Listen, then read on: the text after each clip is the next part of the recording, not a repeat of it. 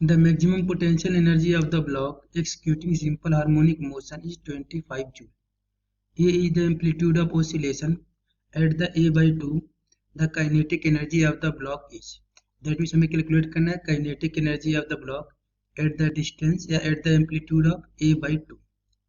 अब लिखेंगे इसका solution. We know that the maximum potential energy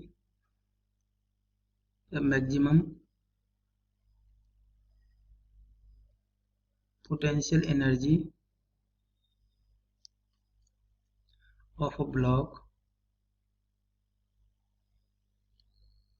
executing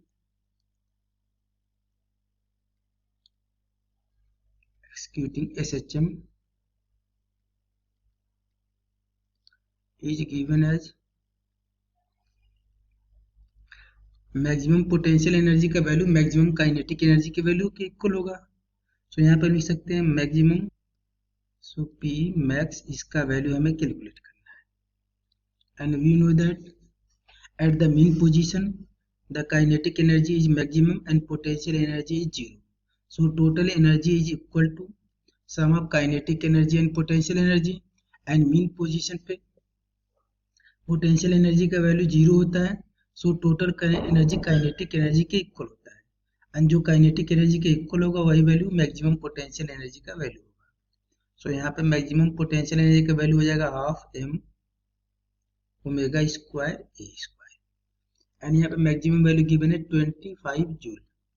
so potential energy की जगह आप पुट कर सकते हैं 25 equal to half M omega square A square. इसको हम लिख सकते हैं इक्वेशन नंबर 1. एंड हमें कैलकुलेट करना है kinetic energy at the displacement of A/2 of the block. So यहाँ पर हम लिख सकते हैं kinetic energy equal to half M omega square A square minus y square. And यहाँ पर हमें कैलकुलेट करना है काइनेटिक एनर्जी की value at y equal to A/2 पर. सो y के प्लेस में हम A/2 पुट कर लेंगे. सो यहाँ लिख सकते हैं kinetic energy equal to half M omega square A square minus y की जगह पे यदि A/2 पुट करेंगे तो ये हो जाएगा ए स्क्वायर डिवाइडेड बाई 4. यदि इसको सिंप्लीफाई करेंगे सो काइनेटिक एनर्जी का वैल्यू हो जाएगा हाफ एम ओमेगा स्क्वायर. ये हो जाएगा 4a square minus A square.